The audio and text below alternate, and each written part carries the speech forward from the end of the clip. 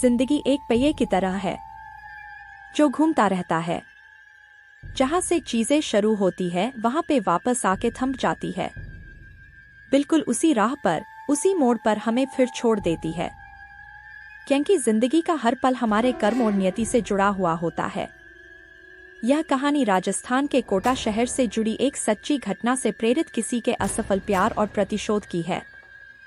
सपना, सलोनी और उनके मासूम दोस्तों की दास्तां है, जो समय के दुष्ट चक्र में फंस गए और उस मोड़ पर आके थम गए जहां मौत उनका इंतजार कर रही थी। यह एक रियल हॉरर स्टोरी है। चलिए कहानी की शुरुआत करते हैं। राणा साहब एक बहुत अमीर और आलीशान हवेली का मालिक था। उन्हें अपने से 10 साल छोटी उम्र की लड़की से प्यार हो गया था, लेकिन वो लड़की राणा साहब को अपने प्यार के मायाजाल में फंसा के उनकी जायदाद को छीन लेना चाहती थी। एक बार उस लड़की ने अपने प्रेमी के साथ मिलकर राणा साहब को मार मार कर जिंदा जमीन में गाड़ दिया। राणा साहब चीखे चिल्लाए, लेकिन उस लड़की ने उनकी एक न सुनी। बाद में राणा साहब ने मरते मरते शाप दिया कि मैं किसी को नहीं छोड़ूंगा, हर प्रेमी को मार दूंगा। जिस तरह मेरे साथ धोखा हुआ है, मैं हर प्रेमी को मिटा दूंगा, मैं सबको मिट्टी में मिला दूंगा। और राणा साहब की मौत हो गई। उन दिन के बाद वो जगह और वो हवेली शापित हो चुकी थी। वहां जो भी जाता था वो कभी भी वापस नहीं आ पाता था। आज भी राणा साहब की प्रेतात्मा वहां घूमती रहती है। कुछ दिनों के बाद उस हवेली पे एक प्रेमी कपल वहां पे घूमने के लिए आए। सपना और रजत, उन दोनों की सगाई हो चुकी थी, लेकिन शादी करनी बाकी थी। सपना अपने घर में किसी को कुछ बताए बिना रजत के साथ आई थी। सपना और रजत मजाक मस्ती में उस जगह पहुंच गए जहां पे राणा साहब जो जिंदा दफन कर दिया था। अचानक रजत उस जगह पे गिर जाता है और उसका पैर जमीन के नीचे घुसने लगता है। यह देखकर सपना डर जाती है और मदद के लिए चीखने चिल्लाने लगती है, लेकिन कोई भी उसकी आवाज नहीं सुन पाता है।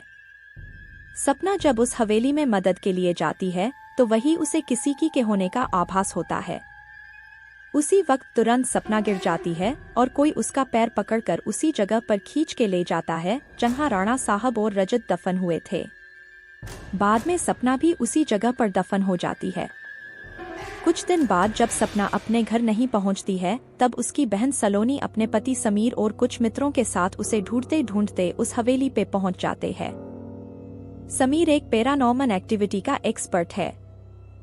जब वो सब उस हवेली पर पहुंचे तब समीर को पता चल गया कि यहाँ पे किसी बुरी आत्मा का वास है। उसने सबको सूचित कर दिया। उसी रात को उन सभी के साथ कुछ अजीबोगरीब घटनाएं होने लगती है, जैसे कि नल से पानी टपकना, अपने बेडरूम में मिट्टी का आ जाना, रूम की खिड़की या अपने आप हिलने लगना, किसी के रोने की और चिल्लाने की आवाज आना। यह सब देखकर वो सभी डर जाते हैं और उनमें से एक भागने की कोशिश करता है, लेकिन राणा साहब की प्रेतात्मा उसे भी जिंदा दफन कर देता है।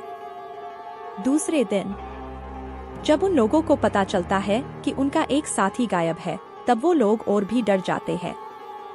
लेकिन समीर बताता है कि हमें यहाँ से बाहर निकलना है तो हमें उस आत्मा को बुलाना होगा और उनसे पूछना होगा कि वो आखिर चाहती क्या है। डर के मारे सभी लोगों ने समीर की बात मान ली और आत्मा को बुलाने के लिए तैयार हो गई।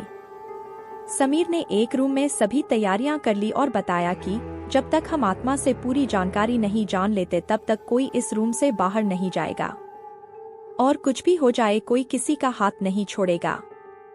समीर ने तंत्र मंत्र से आत्मा को बुलाना शुरू कर दिया। कुछ ही देर में तेज पवन और बिजली के साथ राणा साहब की आत्मा उस रूम में आ गई। समीर ने उस आत्मा से बात की, आखिर तुम चाहते क्या हो? तो लोगों को क्यों मार रहे हो? कौन हो तुम? राणा साहब की आत्मा ने कहा, निकल जाओ यहाँ से, मैं किसी को भी नहीं छोड़ूंगा, सब मारे जाएंगे, जो भी यहाँ आए गया उन सबको मार दूंगा। इतना कहकर वो आत्मा चली गई। वो लोगों ने बाद में सपना की आत्मा को बुलाया और पूछा, आखिर उसके साथ हुआ क्या था? सपना की आत्मा ने उन सभी को सारी हकीकत बात दी और बोली, मुझे राणा साहब ने जमीन के नीचे दफन कर दिया है, प्लीज मुझे यहाँ से निकालो। सलोनी ने अपने बहन सपना से पूछा, राणा साहब की आत्मा को कैसे मारा जाए? सपना ने बताया कि जहां राणा साहब ने हम सबको दफनाया है वहां पास में माताजी का त्रिशूल है। उस त्रिशूल से राणा साहब की आत्मा को मार जा सकता है और इस महल को उनकी चंगुल से बचाया जा सकता है। इतना कहकर सपना की आत्मा वहां से चली गई। समीर, सलोनी और बाकी दोस्तों लोग तुरंत उस जगह पे गए जहां राणा साहब को दफनाया गया था।